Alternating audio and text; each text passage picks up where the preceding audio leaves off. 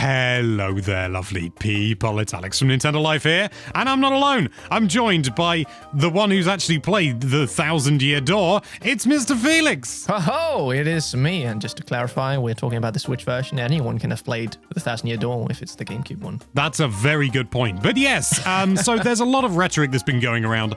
More specifically, it's been brought up because of the 1000-Year Door, because the Switch version is 30 frames a second, and the GameCube original ran at 60 frames a second. Now, any maths fans out there will know that that's half the frames that we got on the GameCube. So, what's going on? What is even the point of 30 frames a second and 60 frames a second? We're here to discuss the flipping lot. So, what a lot of people have said is, if the GameCube original ran at 60, why is this at half the frame rate? Now, Felix, I've seen footage, but you've actually played it real, so there's no compression or anything. Does the 1000-Year Door on the Switch look lovely? I mean, it looks absolutely insane. It feels like I'm running around in a cutscene, so good it looks. I'm not at all bothered by the 30 frames per second, but I've also not played the original. I have seen comparisons, and it's really obvious when you see them side by side. You've made a comparison. Yeah. Yeah, the scene was lovely, and grabbed me some footage of the GameCube original, and there you can really see the difference. But actually, I don't know. I actually prefer it at 30 FPS. I feel like it kind of fits the paper aesthetic in a way. But I know a lot of people are disappointed because if it ran at 60, why does it run at 30 now? Well, I mean, I don't want to sort of leap to any conclusions because I don't know. But it is possible that Nintendo were able to get it running at 60 frames a second for a large chunk of the time. Yeah. But they weren't able to get it to run all the time. And so rather than have that inconsistency, they just said, just cap it at 30 and then it will be a really, really solid 30. Definitely. Also, another little wrinkle, the GameCube was weirdly good at having a lot of things on screen at once, like a lot of individual characters. I know it sounds silly, but it was. You know, Pikmin, Super Mario 128, which was a tech demo as well.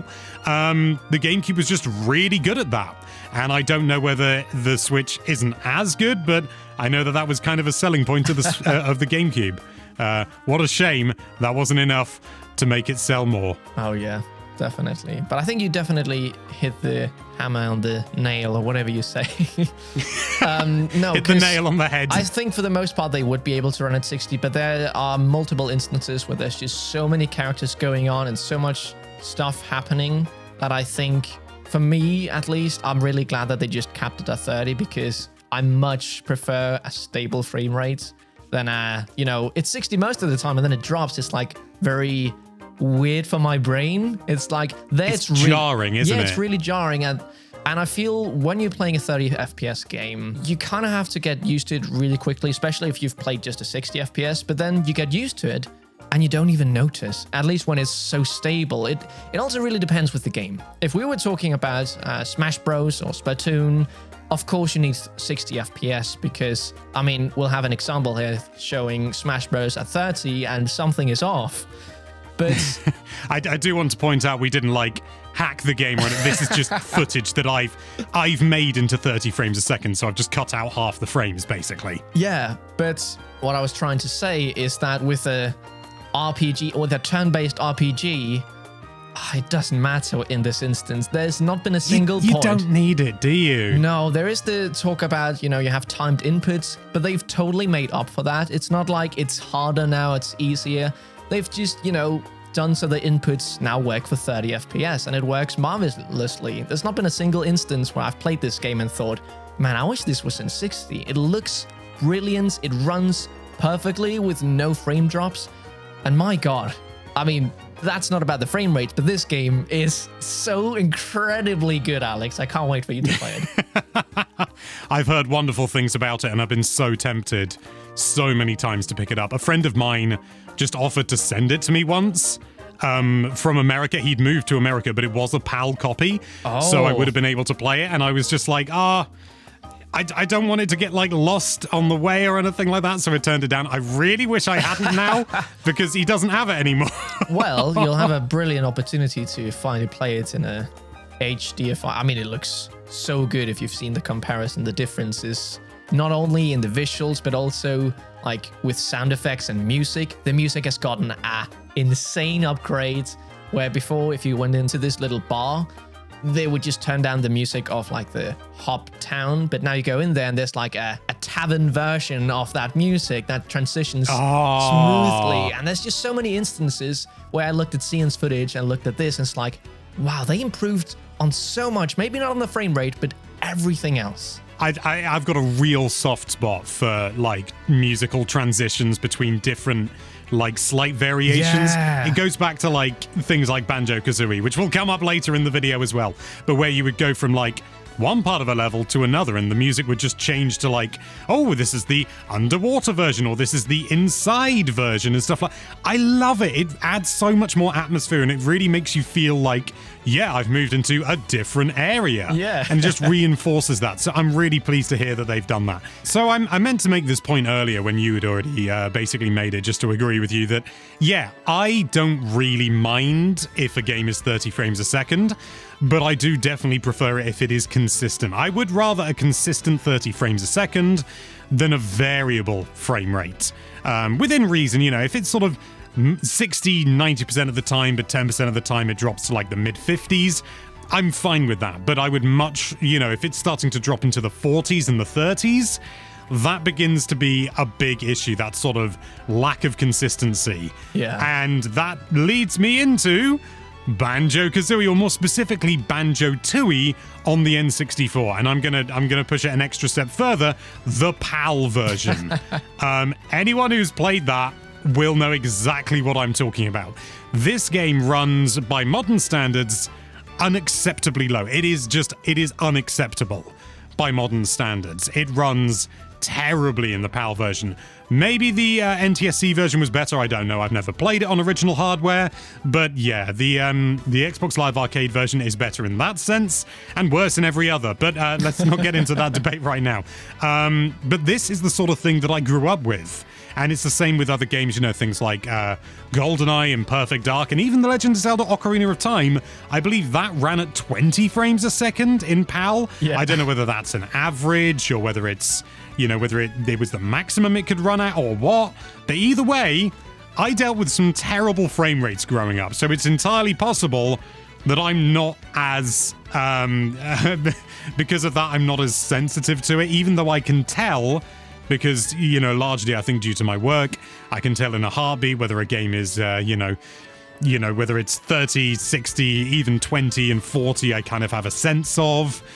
Depending on the game, I don't need 60 frames a second. Don't get me wrong, it's often nice, but, you know, some games even, like, bring the frame rate down to, like, 24, 25 when it comes to cutscenes. Like, I think some of the Resident Evil re-releases, don't quote me on that because I could be wrong and think of something. I think I could be wrong about that. But there are games where they halve the frame rate or maybe even take it even further during cutscenes to make it more quote-unquote cinematic. And I think that kind of highlights that the frame rate also gives a feel to things. Yeah. And so sometimes, I'm gonna get some hate for this, 30 frames a second may actually be preferable. I agree. I do still prefer 60 FPS for vastly the majority of the games. Me too. It's always I don't hate me that much, comment section. I do largely prefer 60 frames a second. No, but like recently I've been replaying Fallout New Vegas on my Steam Deck, and it runs at 60 on there, which I've never experienced before because I only played it on 360 before, and it is beautiful. And then when it drops down to the 40s, I'm like, oh, why is it dropping down? But that's again the inconsistency. Yeah, as opposed to like I'd be fine, you know, with it running at 30, but you know, it is hard to go back. But then when it comes to 60 frames a second, it is so dependent on the game. Yeah. As you say, something like Smash, you need it as much as anything because you also get a quicker response time. Exactly. The faster a frame comes out from your input, the more responsive it can be, the better it will feel, and particularly when it comes to stuff like that. I think it's also important to acknowledge that people who care about frame rates, I think they are in the minority when it comes to like the whole pool of gamers. They are, yeah. There's so many people who wouldn't even notice. There's like, oh, this game runs. Okay, that's good enough for me. They might notice that, okay, this looks a bit different, but they might not know why. And I think there's just a very vocal minority is like, 30 FPS, that's unacceptable. I think, and this isn't a criticism of anyone watching or anything like that, but if you are watching this video, you may well be thinking, but everyone cares, but you're already within a bubble just by watching this video.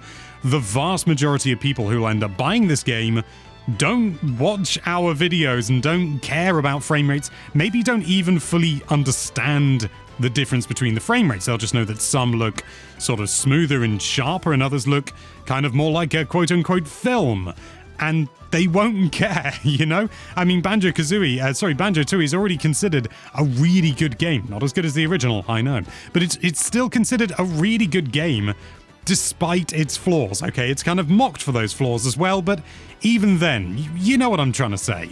I mean, I do understand why people are upset about, it was 60 FPS, now it's 30, but there's so much that plays into that I think it's worth the sacrifices, and I think it's amazing that we're getting this game on Switch, so it's easily available to a whole new generation of gamers, because this game is a masterpiece. If you get your hands on the new remake, I don't think you'll... Well, of course, there's some people that will go like, this is unplayable. But it's like, it runs totally fine. It plays very good. Also, another big thing, resolution. I know people are like, oh, but it's the GameCube was over 20 years ago and stuff like that. And yeah, that's true. But the resolution, it was what, 480p.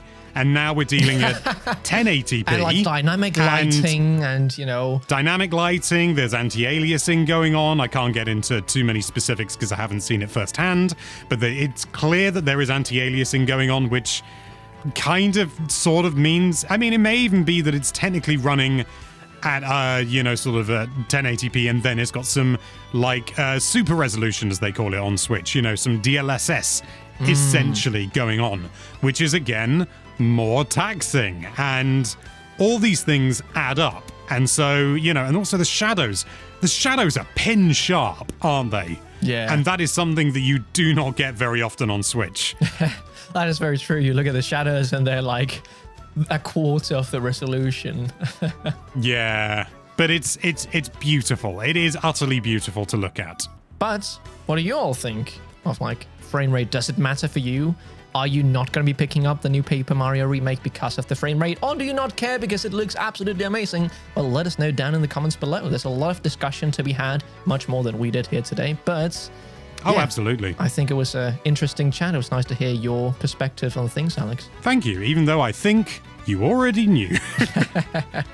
As Felix rightly said, let us know your thoughts in the comments below. But for now, thank you so much for watching. If you like this video, then why don't you analyze that subscribe button? Is it 30? Is it 60? Can you even tell the difference? I don't think a lot of people can. Okay, I've just opened up the comments there, but I'm talking about the broad scope. And be sure to check out NintendoLife.com for all sorts of lovely Nintendo-related content. Thank you again for watching. Bye-bye. Bye. That was me in Banjo-Tooie PAL version mode.